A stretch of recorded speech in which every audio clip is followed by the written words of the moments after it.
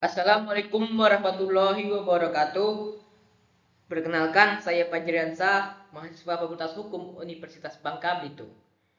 Pada video kali ini, saya akan mempresentasikan proposal saya untuk memenuhi salah satu tugas metode penelitian hukum yang berjudul tinjauan yuridis terhadap pengembalian paket secara sepihak oleh kurir dalam transaksi e-commerce dan implikasinya terhadap perlindungan konsumen di Indonesia.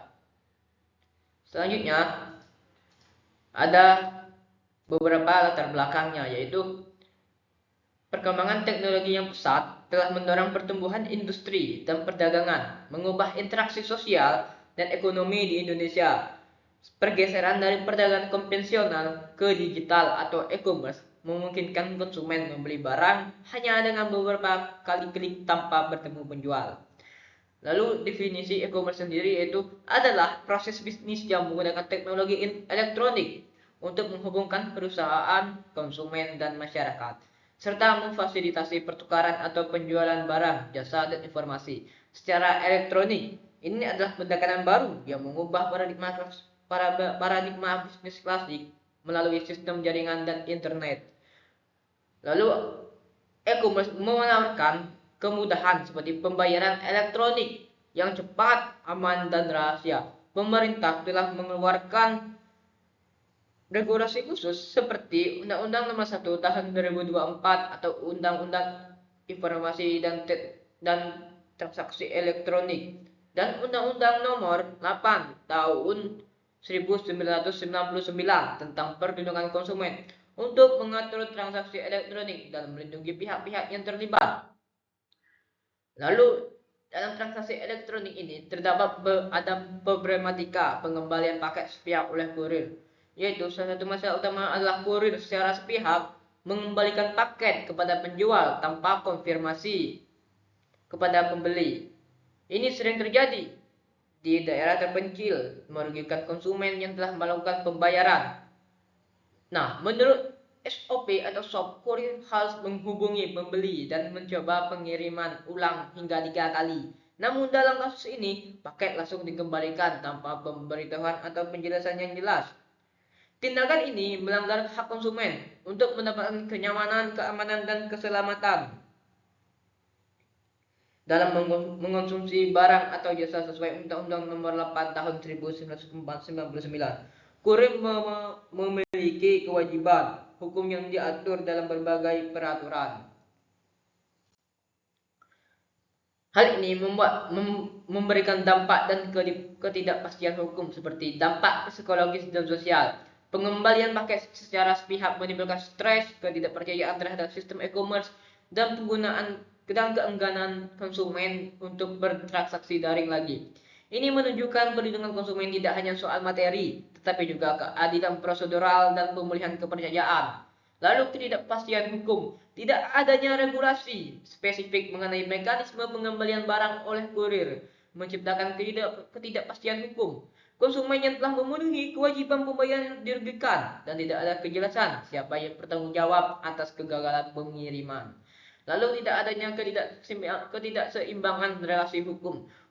Hubungan hukum antara pelaku usaha dan konsumen seharusnya setara. Namun, tindakan sepihak kurir menciptakan ketidakseimbangan merugikan konsumen sebagai pihak yang seharusnya dilindungi dalam ekosistem transaksi digital.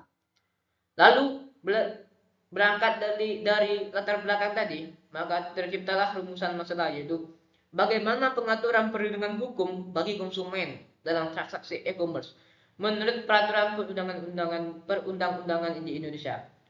Lalu yang kedua ada bagaimana bentuk dan batas tanggung jawab hukum kurir terhadap pengembalian paket secara sepihak dalam transaksi e-commerce. Lalu yang ketiga ada bagaimana analisis yuridis terhadap praktik pengembalian paket secara sepihak oleh kurir dalam perspektif hukum perdata dan hukum perlindungan konsumen.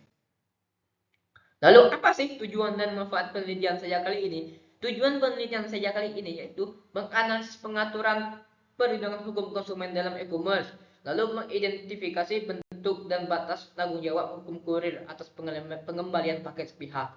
Lalu menganalisis praktik pengembalian paket sepihak dari perspektif hukum perdata dan perlindungan konsumen. Lalu manfaat penelitian saya kali ini yaitu mempunyai dua manfaat, yakni manfaat teoritis dan manfaat praktis. Manfaat teoritisnya yaitu penelitian ini diharapkan dapat memberikan kontribusi dalam pengembangan kajian ilmu hukum, khususnya dalam bidang hukum perdata dan perlindungan konsumen, dengan menelaah fenomena yang belum banyak dibahas. Lalu manfaat praktisnya yaitu adalah penelitian ini dapat menjadi masukan bagi konsumen, pelaku usaha, penyedia jasa pengiriman, dan membuat kebijakan untuk meningkatkan kepastian hukum dalam transaksi elektronik, serta dasar penyusunan regulasi yang lebih efektif. Lalu ada juga beberapa kerangka teori penelitian saja, yaitu teori yang pertama ada teori perlindungan hukum, bahas perlindungan hukum preventif melalui regulasi dan represi melalui penyelesaian sengketa untuk mencegah dan mengatasi pelanggaran hak konsumen akibat tindakan kurir sepihak. Lalu ada teori tanggung jawab hukum, yaitu menganalisis apakah tindakan kurir merupakan uang prestasi atau pelanggaran perjanjian atau juga perbuatan melawan hukum, yaitu merugikan tanpa dasar sah, terutama dalam konteks hukum tidak langsung dengan konsumen. Lalu ada teori kepastian hukum, menilai apakah perjanjian peraturan yang ada memberikan jaminan hukum yang konsisten dan dapat diprediksi terkait pengembalian barang sepihak, serta bagaimana menentukan tanggung jawab kurir dan hak konsumen. Lalu ada juga kerangka konseptual dan metode penelitian saya, yaitu yang pertama kerangka konseptualnya yaitu penelitian ini membatasi pengembalian paket sepihak sebagai tindakan kurir tanpa persetujuan konsumen. Transaksi e-commerce fokus pada jual beli barang fisik B2C yang melibatkan kurir. Kajian hukum terbatas pada hukum perdata, perikatan, investasi, dan hukum perlindungan konsumen Undang-Undang Nomor 8 tahun 1999. Kurir dipahami sebagai pihak ketiga dalam distribusi. Lalu metode penelitian saya kali ini yaitu menggunakan jenis penelitian adalah hukum normatif, menelaah bahan hukum kepustakaan. Sifat penelitian saya kali ini yaitu juga deskriptif analitis, menggambarkan dan analisis tanggung jawab kurir serta perlindungan konsumen. Bahan hukum meliputi bahan primer yaitu undang-undang, PP atau permen lainnya. Lalu ada bahan hukum sekunder, buku, jurnal, dan lain-lain. Lalu bahan hukum tersier, kamus hukum. Pendekatan yang digunakan adalah perundang-undangan, konseptual, dan kasus. Lalu selanjutnya ada rencana kegiatan penelitian. Yang pertama, tahap penyusunan proposal. Tahap awal perumusan latar belakang, masalah, tujuan, manfaat, kerangka, teori, dan metode. Lalu tahap kedua, pengumpulan bahan hukum, yaitu studi pustaka, bahan hukum primer, bahan hukum sekunder, bahan hukum tersier secara sistematis. Lalu selanjutnya yang ketiga, analisis dan pengolahan.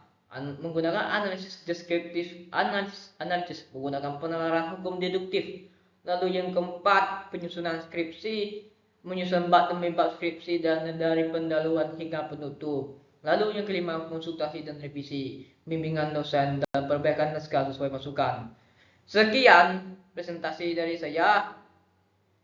Apabila ada salah kata, saya mohon maaf. Pada Tuhan saya mohon ampun. Wabillahi taufiq wal hidayah. Wassalamualaikum warahmatullahi wabarakatuh.